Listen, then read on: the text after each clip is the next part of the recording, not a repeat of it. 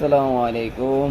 কাছে ও দূরে যেখান থেকে আমার ভিডিওটি দেখতেছেন এবং কি পরবর্তীতে দেখবেন, সকলকে জানাই আন্তরিক শুভেচ্ছা ও অভিনন্দন। আজকে অনেক দিন যাবৎ চিন্তা করতেছিলাম একটা ভিডিও বানাবো।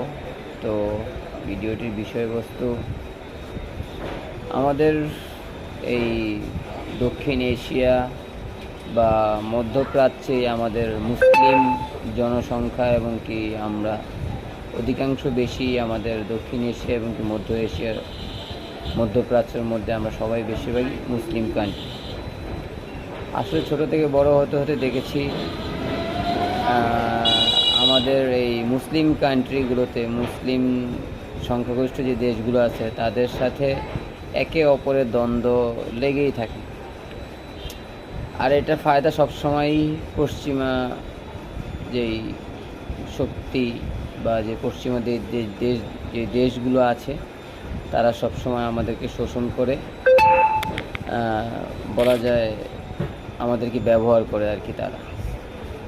আর আমাদের নিজেদের মধ্যে দ্বন্দ্ব লেগে থাকার কারণে আমরা কখনো ভালো একটি কাজ বা উন্নত কোনো কিছু আমরা গড়ে তুলতে পারি না, তৈরি করতে পারি না।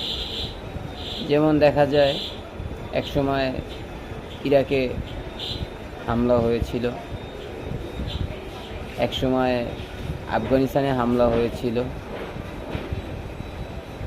তারপরে বিভিন্ন সময় আমাদের এই মধ্যপ্রাচ্য এবং কি দক্ষিণ এশিয়ায় লক্ষ্য করলে দেখা যাবে বেশিরভাগই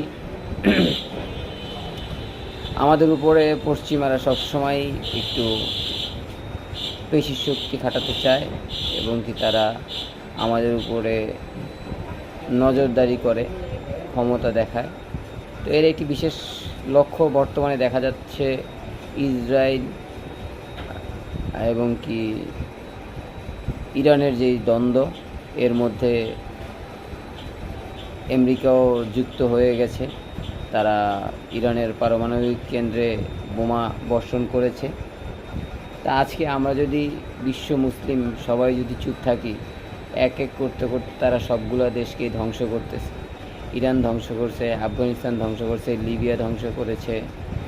তো আমরা যদি মুসলমান, আমরা যদি ঐক্যবদ্ধ না হই, পরবর্তীতে দেখবেন এক সময় না এক সময়, একদিন না একদিন তারা আমাদের উপরও আক্রমণ করতেছে। এটাই তাদের নীতি এবং কি এটাই তাদের পূর্ব পরিকল্পনা, যে সবাইকে একসাথে তো ধরা যাবে না। এই কারণে আস্তে আস্তে ধরতেছে এবং কি এক এক করে সকল মুসলিম ক্ষমতাশালী দেশগুলোকে তারা